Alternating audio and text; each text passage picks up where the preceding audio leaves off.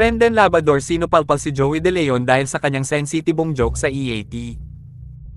Muling bamanat si Rendon Labrador sa kanyang Instagram account para ibahagi ang kanyang saloobin sa kontrobersyal na lubad na biro ni Joey De Leon sa noontime show ng TV5 na EAT.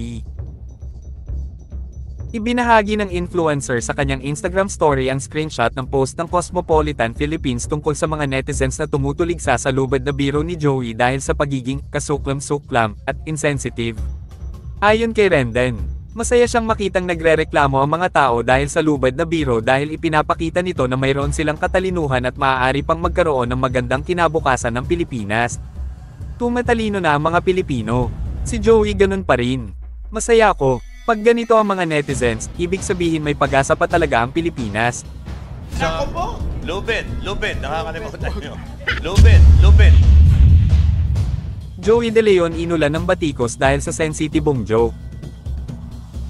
Binatikos ng netizens ang veteranong komedyante at TV host dahil sa kanyang lubad na biro sa EAT. Sa segment na Gimme 5 sa noontime show na EAT sa TV5, tinanong ang isang contestant na pangalanan ng 5 bagay na maaaring isuot sa leeg. Ang kalahok ay tila nahihirapang makabuo ng mga sagot at naiisip na lamang niya ang kwintas hanggang sa maubos ang oras. Marami ang nagulat ng pabirong mungkahi ni Joey, lubad. Lubad, nakakalimutan nyo. Lubid, nakakalimutan nyo. Lubid. Sas! Para sa ilang netizens, ang pagpili ng mga salita ni Joey ay itinuturing na nakakasakit at hindi na angkop dahil sa pagkakaugnay ng isang lubad sa sensitibong paksa ng kamatayan. Ikinatwira ng mga kritiko na insensitive ang biro ni Joey, lalo na sa mga nawala ng mahal sa buhay dahil sa lubad. Tom called him basura, criticized his jokes as outdated, and found them wala talagang sense. Hindi ito ang unang pagkakataon na hinarap ni Joey ang mga kritisismo para sa mga komentong nauugnay sa mga sensitibong issue sa mental health. Sa Eat Bulaga, noong October 5, 2017, nakatanggap din siya ng pagbatikos dahil sa pagsabi na ang depression ay gawa-gawa lang ng mga tao. Nay! Yung depression, gawa-gawa lang ng mga tao yan. Gawa nila sa sarili nila. Oo, dinidepress nyo lang yung sarili nyo, tapos nagkakaroon ng sakit. Kaya nga yung stress, Nilulungkot yung sarili. yung stress, dyan nag-uumpisa yung Yes. Yan. Yan. Paano explanation yan? Sakit. Gulay.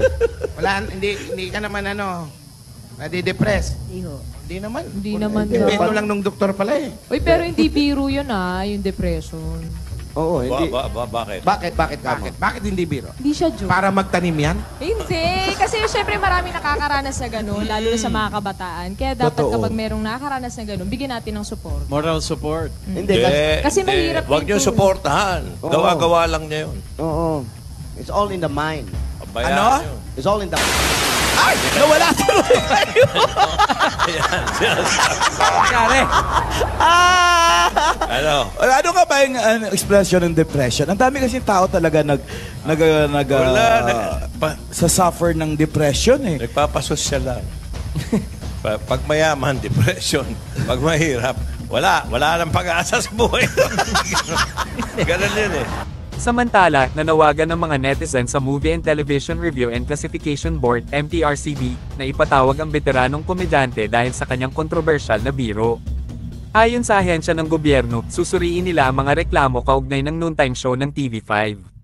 Narito ang kanilang opisyal na pahayag. Taking cognizance of the complaints from the viewing public in relation to EAT Gimme 5 segment aired last September 23, 2023, the Movie and Television Review and Classification Board, MTRCB, shall determine if the same are valid and presumably violative of Presidential Decree No. 1986 and or its implementing rules and regulations.